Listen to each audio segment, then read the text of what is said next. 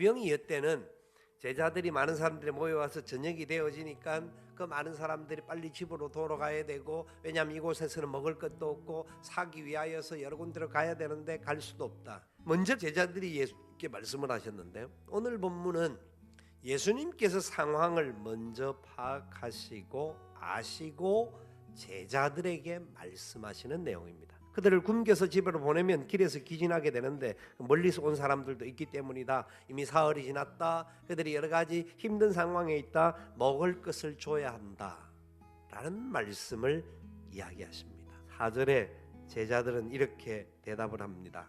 이 광야 어디서 떡을 얻어 이 사람들로 배부르게 할 수 있으리까?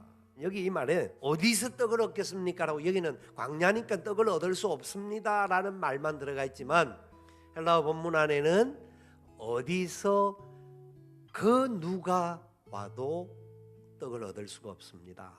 어떤 사람에 대한 지칭이 나옵니다. 좀 더 구체적으로 안 된다라는 제언을 합니다. 주님은 제자들과 바로 앞에서 무슨 일을 하셨습니까? 지난주에 우리도 성경에 나오는 기적을 경험했습니다. 들리지 않는 사람의 귀가 열리는 기적이 일어났습니다.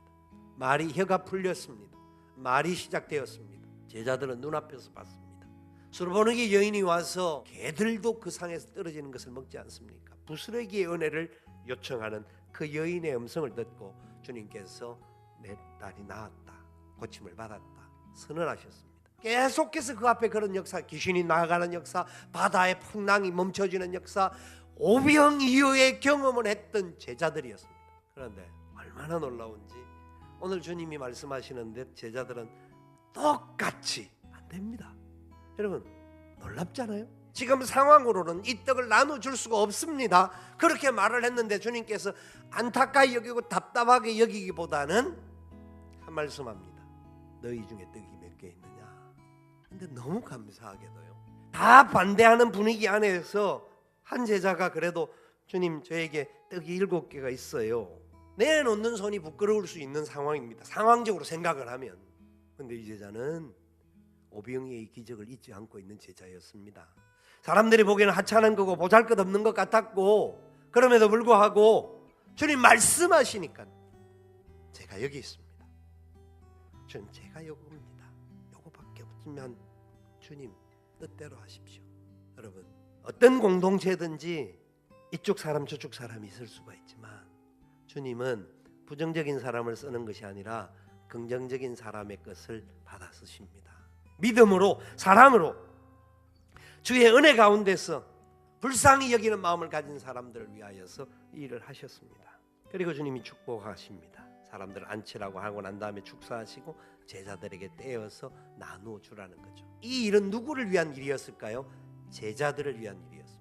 제자들이 그 사명의 역사를 붙잡는 듯, 그래서 주님의 은혜의 사리에 붙들려서 쓰임 받게 되는 모습을 보여주고 있습니다. 예수님을 통하여서 떡을 나누어주는 역할을 한 사람이 몇 명이었을까요? 제자가 몇 명이죠? 12명. 여러분 생각을 해보십시오. 12명을 다 썼을까요? 부정적인 사람은 빼놓고 하셨을까요? 말은 하고 있지 않지만 제자들을 다 쓰신 것 같아요.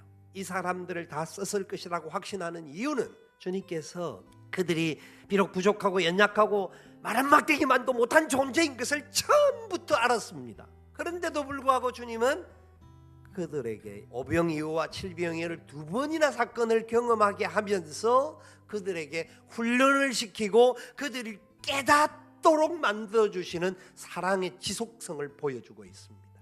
그리고 마지막 순간에도 주님이 땅을 떠나시면서 지상명령을 남길 때에 모두 다가 주님의 부활을 믿고 감사하고 감격하고 기뻐하는 자들만이 아니었고 의심하고, 야, 주님 진짜 맞나 하고 의심하고 마음의 불안을 가지고 있는 그 사람들에게도 지상명령을 던진 겁니다.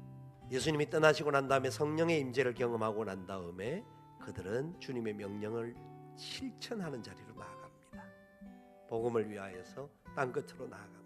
기록들을 보면 예수님께서 자기의 어머님을 부탁하신 사도 요한을 제외하고는 11명의 제자들이 모두 다가 복음 때문에 복음의 현장에서 순교합니다. 어린아이의 그 보리떡 5개와 물고기 2마리, 또 생뚱맞은 한 제자가 보리떡 7개를 가지고 나가서 주님 앞에 드려졌던 그 사건이 그냥 우연의 사건이 아니라 하나님이 살아계시고 하나님의 역사가 함께 하시면 영원할 수밖에 없다라는 것을 경험했던 제자들의 삶 속에 이 은혜의 역사가 흘러갔던 겁니다. 지금도 하나님의 은혜의 복음의 역사는 우리들과 함께 하십니다. 우리가 비록 부족하고 연약하고 주님의 뜻을 이루어드리지 못할 만큼 불평도 있고 원망도 있고 상황의 노예가 될 수 있는 나약함이 있는 자일지라도 주님은 우리 모두에게 명령합니다. 너희가 먹을 것을 줘라. 내가 바로 얻겨지고 찢겨져서 너희들을 위하여서 먹을 양식으로, 생명의 양식으로 너희들에게 주었지 않느냐. 그래서 그 양식 먹은 사람들답게 이 은혜의 역사를 너희가 감당하면서 가기를 소망한다. 4,000명을 먹이신 예수님께서 우리에게 말씀합니다. 너희가 이 일을 위하여서 부름을 받은 자들이다. 너희가 이 말씀을, 기적을 경험하면서 너희가 그렇게 쓰임받는 자들이 되기를 바란다. 아멘. 그렇게 되기를 소망합니다. 주님께서 우리를 통하여서 이 땅에 복음의 역사가 흘러갈 수 있도록 이 사랑으로 역사하여 주시기를 살아계신 예수님의 이름으로 축원을 드립니다.